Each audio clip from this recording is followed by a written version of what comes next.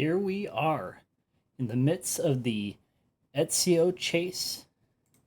Here, picking up the beginning for Jizzo, and we are here on our brand new account on day number 9. Ladies and gentlemen, I am Prime Scalador, and I am really excited because today is a big day. Today, we had none other than the event dungeon drop, and we get a chance to get a handful of sets, critical rate, good for maybe the beginning early game. Accuracy is really good until you get good perception. Curing can be good with good healers. Daze is okay. I mean, very niche chance you'll need it, but it puts people to sleep. Crit damage is good for nukers. And then you have Chronophage, which gives you the ability to ignore any sort of cooldowns put on you. So it can be very useful, very helpful. It will be very helpful in our next rotation of Doom Tower against the Eternal Dragon. So it might be worth grabbing a couple. I know when that happens, I'll make a video showing I actually use it on my Geomancer. But going out to the beginning, we don't know quite how far we'll be able to push. But why not just load it up with our 5 best champs and see how we can do? See perhaps if we can push up a bit.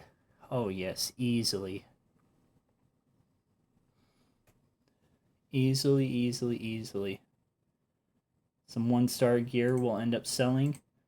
Push it way up. This boss is really interesting. He is A3, puts increased accuracy for 2 turns and intercept on all allies, and grants an extra turn after filling the turn meter. Let's pull it up here. So, grants an extra turn meter fill of 25%, puts intercept and increased accuracy for 2 turns on everyone. Has an A2 where it removes all buffs from all enemies, and then puts ensnare on all enemies for 2 turns, and this ignores block debuffs on enemies under 3 or more buffs, so you need to be careful putting out a bunch of buffs. And then also decreases the turn meter of all enemies by 25%. If they're under 3 or more buffs, will decrease their turn meter by 40% instead. Then has an A1, attacks an enemy, will put block active skills for 2 turns, and then steals 5% of their turn meter for each buff on them. Then he has passive, where his allies receive less damage, 25% less damage from enemies under block damage, unkillable, veil, perfect veil, or stone skin. And any time an enemy receives a buff, is healed, or has their turn meter filled, there's a 50-50 chance to decrease the duration of all their buffs by 1 turn. It occurs once per skill and once per target. Then he has a speed aura of 24% in all battles. Now currently he is not available to pull, but Pontiff Augustine will be available to pull later on, Plarium has stated.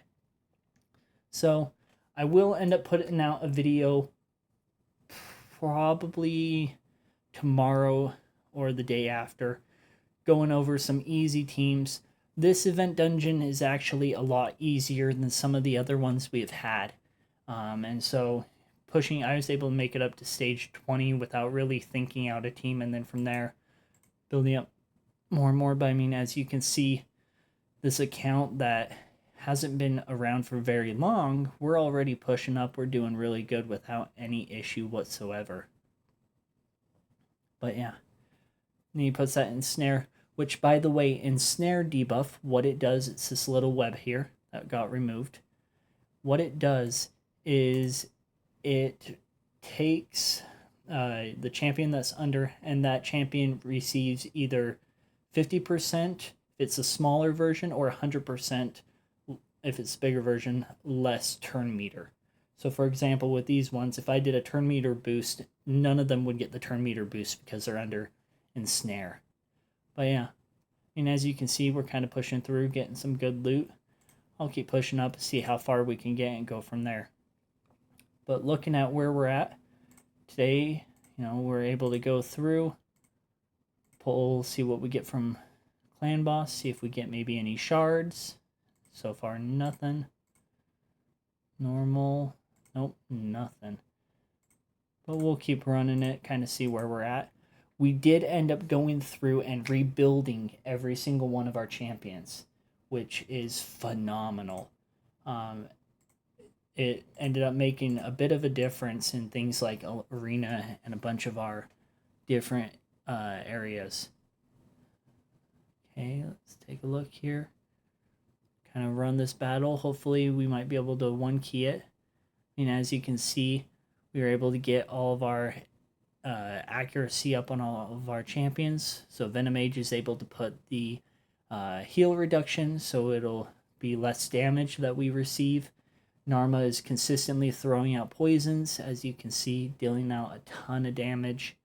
And then you have Aethel with her weaken. I did manage to get the Cheshire Cat up to a 3-star awakened. And so when he gets hit with a fatal hit, he's going to stop that damage and get block damage for a turn instead. So very, very happy about it. Then Ugo giving us that decreased defense. So yeah, I mean, as you can see, they are pumping it out. They are doing really, really well. Cannot complain. Boss turn 7. 1.3 million damage. We're just letting those poisons tick. And they're popping about 200,000 damage a turn. So, can't complain. And that damage will just go up as we progress farther and farther along. But hey, we will take it. Doing really well. Let's see. We were able to book out for Venomage her A3. Required 4 books. We put 4 books in and we got lucky and all 4 of them ended up going through. So that was really nice. That was really awesome as well. We're going to end up putting the rest of the epic books into Ugo to book him up. And then we'll end up using our legendary books to grab Narma to try to book her up to be 100% on all of her poisoning stuff, because she's going to be very, very useful. I mean, as you can see, kind of looking there, it procs that block damage for the Cheshire Cat, giving him a chance to survive at least another turn. Got Ugo on the brink of living. They are pushing it really, really close. I think it's like 3.6 is what we need, if I remember correctly.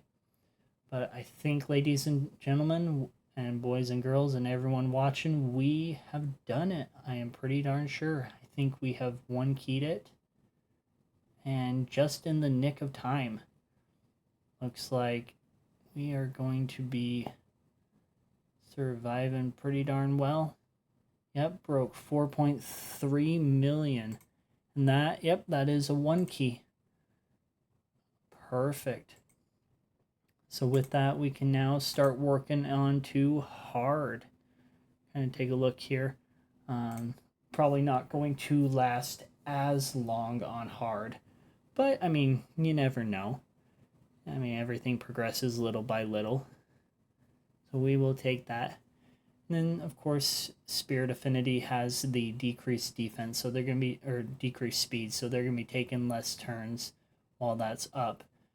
But thankfully, Ugo has that cleanse, and we're able to cleanse it as it comes along. Hopefully, at some point, we'll be able to get it into a speed tune once we get a little bit more gear and whatnot.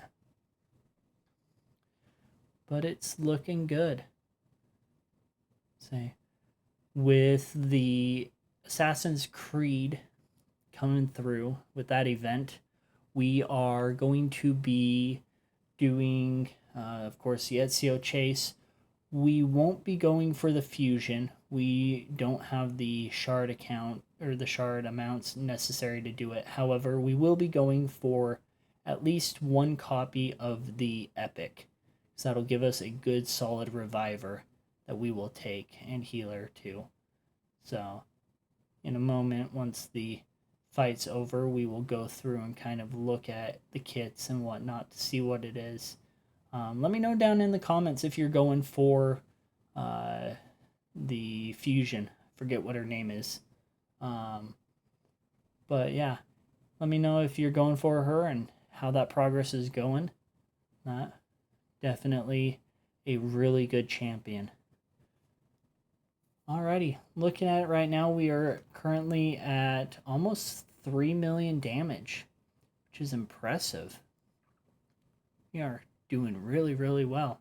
Poison damage, scaling with the boss. We will take that. Alrighty. See us surviving. Oh, yep, there we go. And, okay, we just under first chest limit. So we'll take that. Take that for a win. Alrighty. It's a chance to check in with our clan. So look at some of the builds we got. So for Cheshire Cat, we were able to get him to at 133 speed, crit capped, almost 2k attack. So that's where we'll be working at next. He's in a mix of shambled gear, but I mean, this way he's able to do a lot of damage. We have Narma, who's still in 2 pieces of Immortal. Then she has 137 speed, 192 accuracy. Those are the main things that are important. Aethel is in 2-piece offense and 4-piece life steal. 115 speed with a little bit of accuracy, 80. Kind of the same build we had before, but we'll take it. Ugo's in 4-piece life with 114 speed, 44 accuracy, not as high as we would like, but with 23,000 HP, kind of keep alive, heal. Then we got Venom Mage, 102 speed with 84 accuracy.